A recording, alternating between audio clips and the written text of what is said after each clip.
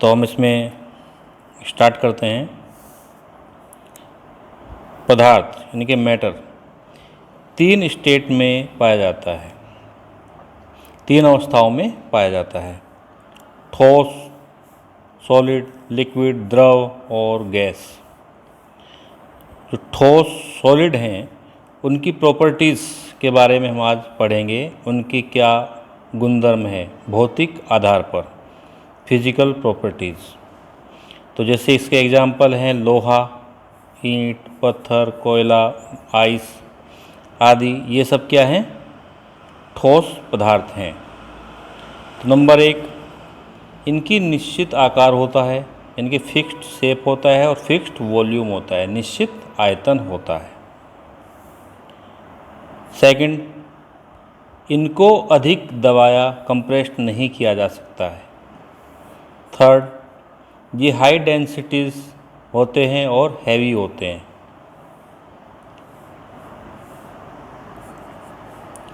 ये अपने बर्तन को पूर्ण रूप से नहीं भरते। नेक्स्ट, इनमें बहने का गुण नहीं होता, फ्लूइडिटी नहीं होती। यानी कि जैसे ये एक हमने ईंट लिया है, ईंट का एग्जाम्पल है। इस ईंट को क्या है, ये अनबेंडिंग है, इसको मोड़ा नहीं जा सकता, इनफ्लेक्सिबल है और इसका फिक्स्ड वॉल्यूम है और फिक्स्ड इसकी शेप है। अब इसको किसी बर्तन में हम भर देंगे तो बर्तन पूरी तरह से नहीं भरेगा। फिर इसमें बहने का गुण नहीं है, हम इसको ढलान से छोड़ देंगे तो ये बहेगा नहीं।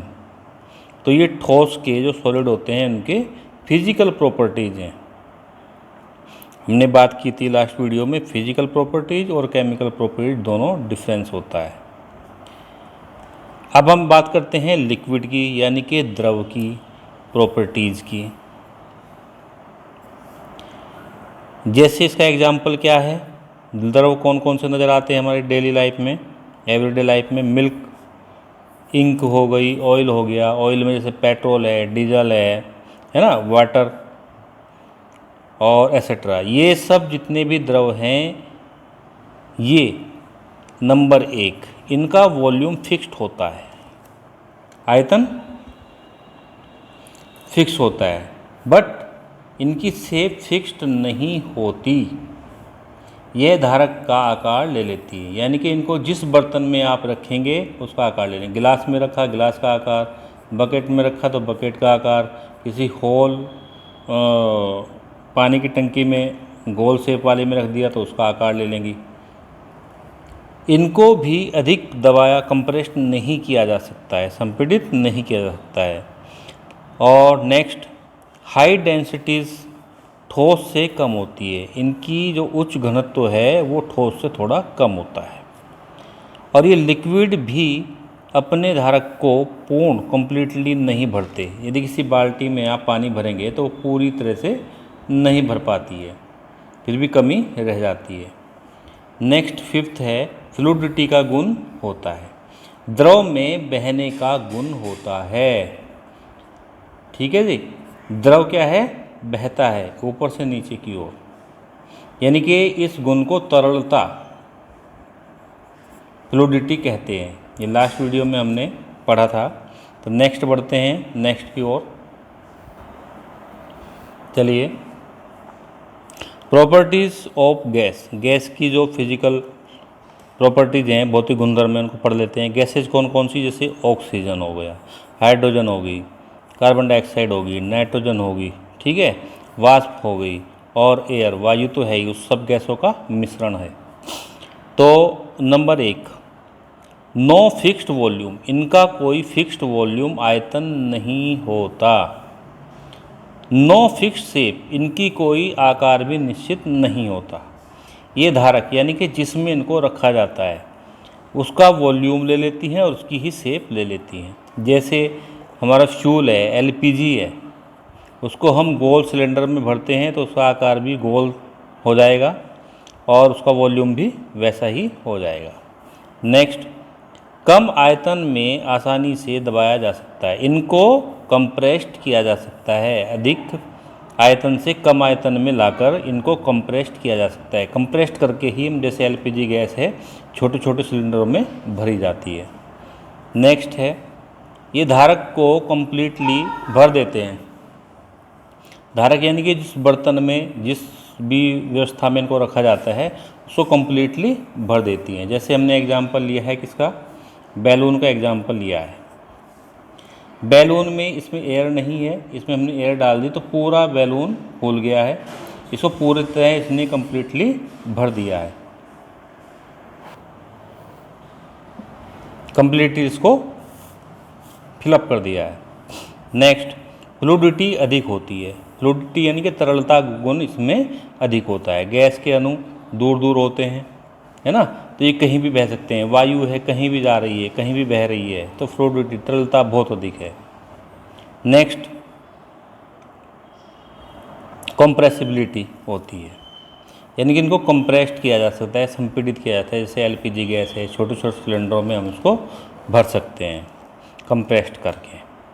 ठीक है, तो नेक्स्ट आप देखिए ये प्रश्न उठता है, क्या प्रश्न उठता है जी, कि सॉलिड, लिक्विड और गैसेस डिफरेंट प्रॉपर्टीज़ की इनकी क्यों दर्शाती हैं, जबकि हैं क्या ये सब पदार्थ के ही रूप हैं, लेकिन सॉलिड की प्रॉपर्टीज अलग है, लिक्विड की अलग है, गैस की अलग है। ऐसा क्यों होता है जी? तो इसको हम थोड़ा समझते हैं। द्रव्य यानी कि पदार्थ एटम्स और मॉलिक्यूल से बना है, जिनके कण, ये कण बहुत माइक्रो होते हैं।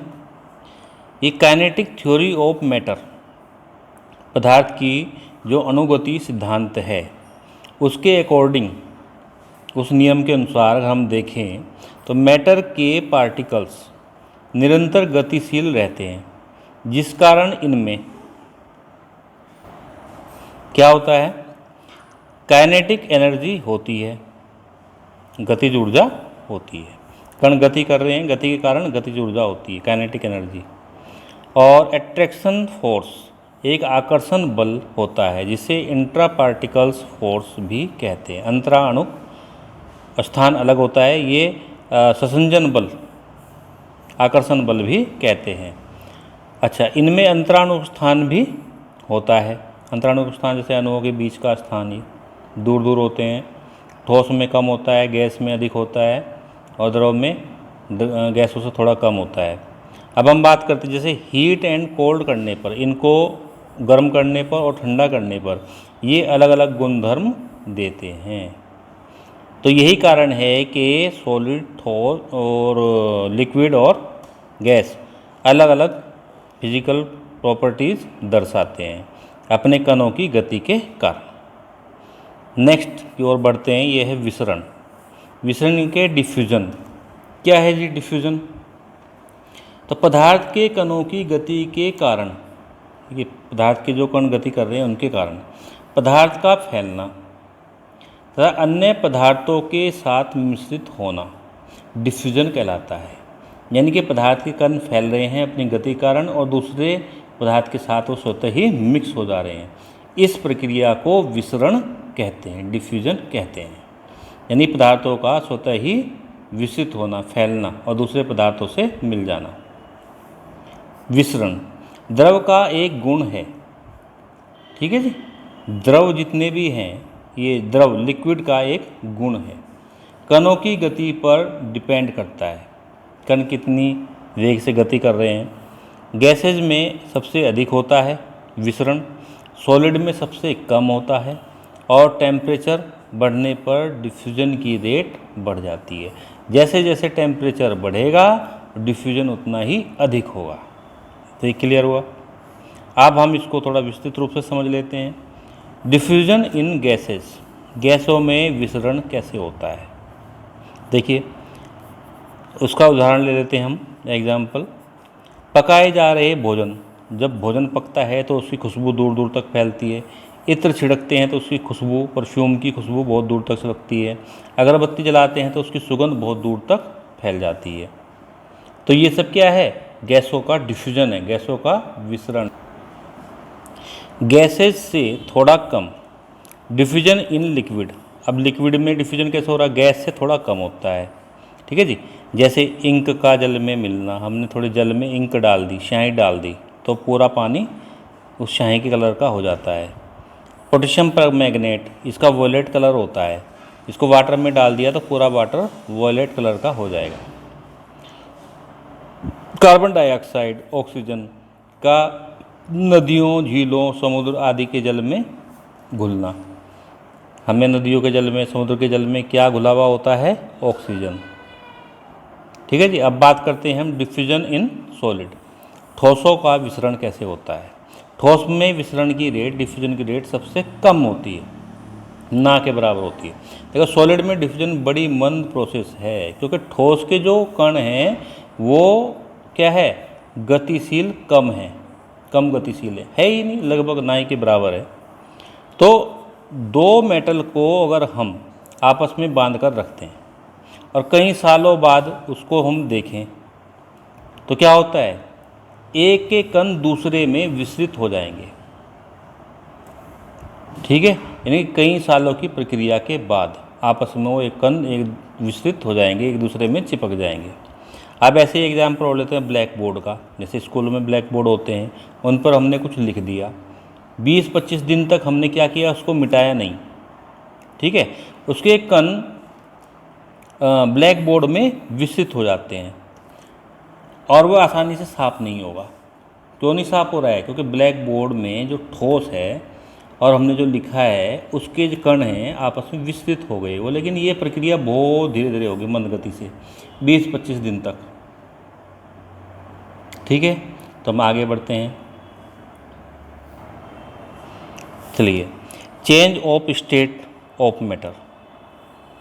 चेंज, परिवर्तन, ऑफ स्टेट, अवस्थाओं में, मैटर, पदार्थ की अवस्थाओं में परिवर्तन कैसे हो रहा है? ये बर्फ़ है, बर्फ़ से जल बन गया और जल से भाप बन गई। ठीक है जी, कैसे बन गई? ये इसकी भौतिक अवस्थाएं, फिजिकल स्टेट हैं, ठोस, द्रव, गैस। अब ये जल ही ऐसा है जिसमें बर्फ़ भी है, ठोस भी है, लिक्विड भी है और गैस भी है।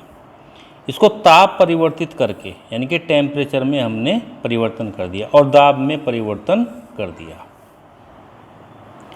ठीक है जी, इनके टेम्परेचर में हमने परिवर्तन किया और इनके दाब में परिवर्तन किया। अब सॉलिड से लिक्विड, अब हम सॉलिड से लिक्विड कैसे बनेगा? वह प्रक्रम यानी कि प्रोसेस जिसमें गर्म करने पर ठोस पदार्थ द्रव में यानी कि लिक्विड में चेंज होता है, गलन या मेल्टिंग या संगलन, फ्यूजन कहलाता है। यानी कि जब हम सॉलिड से लिक्विड बदलते हैं तो क्या होता है? वह प्रक्रिया होती है जिसमें गर्म करने पर कोई ठोस द्रव में परिवर्तित हो जाता है, उसे गलन या संगलन कहते हैं। मेल्टिंग पॉइंट, मेल्टिंग या फ्यूजन कहते हैं। अब देखिए, जिस ताप पर ठोस द्रव में परिवर्तित होता है, जिस ताप पर वो ठोस द्रव में कन्वर्ट हो रहा है, वह क्या कहलाता है? मेल्टिंग पॉइंट यानी कि गलनांक कहलाता है। क्लियर? गलनांक। अब गलनांक क्या है? कणों के आकर्षण बल की जो माप होती है। किसी ठोस का गलनांक क्या है? उसके जो पार्टिकल्स हैं, कण हैं, उनके बीच जो आकर्षण बल है उसकी एक मेजरमेंट है कि कितना इनमें के अंदर आकर्षण बल है, कितना एक दूसरे को बांधे रख सकते हैं। अब देखिए, अब जब लिक्विड से गैस बनती है, वही टेम्परेचर चेंज करके और दाब चेंज करके, वह प्रक्रम या प्रोसेस जिसमें द्रव गर्म करने पर यह तीव्रता से गैस में चेंज या कन्वर्ट हो जाता है, क्वथन, बॉइलिंग या वाष्पन, वेपोरेशन कहलाता है। ठीक है, वह प्रक्रिया जिसमें द्रव गर्म करने पर गैस बन जाता है, क्वथन या श्वसन, वो वाष्पन कहलाता है, क्वथन या वाष्पन कहलाता है। वह ताप जिस पर, अब देखिए, वह ताप जिस पर लिक्विड उबलना प्रारंभ करता है। ठीक है, हमने द्रव को कैसे करेंगे? गर्म करेंगे तो उबलेगा, उबलने के बाद वो गैस बनेगा। तो जिस टेम्परेचर पर वो उबलना प्रारंभ करता है वो क्या कहलाता है जी, द्रव का क्वथनांक यानी कि बॉइलिंग पॉइंट कहलाता है। समझ में आया। अब boiling point of water, water का जो क्वथनांक है वो 100 डिग्री सेंटीग्रेड होता है। एल्कोहल का 78 डिग्री सेंटीग्रेड, मरकरी यानी Hg पारे का 357 डिग्री सेंटीग्रेड होता है। सबके क्वथनांक अलग अलग होंगे। क्यों होंगे? क्योंकि उनके कणों की गति करने की जो आकर्षण बल है वो अलग अलग होगा। क्वथनांक, बॉइलिंग पॉइंट, द्रव के कणों के बीच आकर्षण बल पर डिपेंड करता है। क्वथनांक भी, गलनांक भी, ये सब किस पर डिपेंड करते हैं? कणों के बीच आकर्षण बल पर, इनको जो एक दूसरे को अपनी ओर बांधे रखे हुए हैं। ठीक है। अब गैसेस से लिक्विड जब हम बनाते हैं, बनता है टेम्परेचर चेंज करके और प्रेशर को चेंज करके। तो गैस या भाप को ठंडा करने पर क्या बन जाता है? लिक्विड बन जाता है। वह प्रक्रम या प्रोसेस जिसमें गैस को शीतलन या ठंडा करने पर द्रव लिक्विड में चेंज हो जाता है, संघनन या द्रवण, कंडेंसेशन कहलाता है। यानी कि वह प्रक्रिया जिसमें गैस ठंडा करने पर द्रव में कन्वर्ट हो जाती है, संघनन या द्रवण कहलाती है। कंडेंसेशन बॉइलिंग या वेपोरेशन का अपोजिट होता है। जो कंडेंसेशन है, संघनन है, ये बॉइलिंग पॉइंट का, और वेपोरेशन वाष्पन का अपोजिट होता है। क्लियर? आगे बढ़ते हैं। चलिए, द्रव से ठोस, यानी कि अब लिक्विड से हम सॉलिड बना रहे हैं टेम्परेचर चेंज करके और प्रेशर को चेंज करके। वह प्रक्रम प्रोसेस जिसमें द्रव को शीतलन ठंडा करके ठोस में चेंज किया जाता है, हिमीकरण या फ्रीजिंग कहलाता है। यानी कि वह प्रक्रिया जिसमें ठोस और द्रव को ठंडा करके ठोस में बदल जाता है, उस प्रक्रिया को हिमीकरण या फ्रीजिंग कहते हैं। फ्रीजिंग क्या है? जमना या सॉलिडिफिकेशन, सॉलिडिफिकेशन या जमना फ्रीजिंग है। फ्रीजिंग पॉइंट, हिमांक, सॉलिड का गलनांक मेल्टिंग पॉइंट से अलग होता है। यानी कि हिमांक क्या है? वह तापक्रम जिस पर द्रव जमना प्रारंभ कर देता है, हिमांक कहलाता है। देखिए, टेम्परेचर एंड कूलिंग से, गर्म करने से और ठंडा करने से मैटर को, यानी पदार्थ को अवस्था परिवर्तन किया जा सकता है। ठोस से द्रव, द्रव से गैस, गैस से फिर द्रव, द्रव से फिर ठोस बनाया जा सकता है। अच्छा,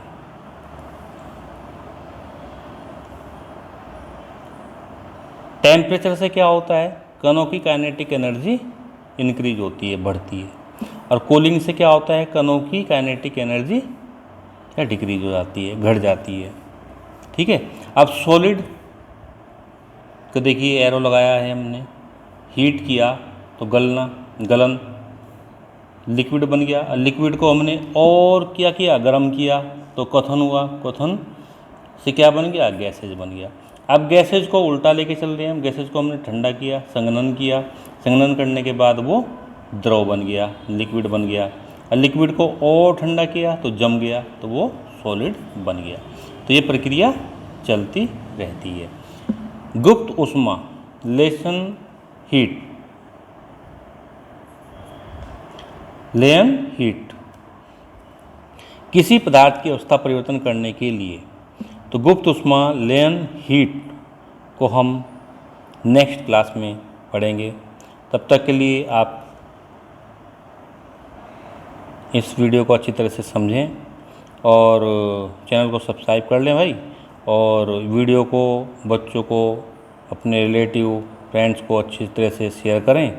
और तब तक के लिए आपका बहुत बहुत धन्यवाद। थैंक्स।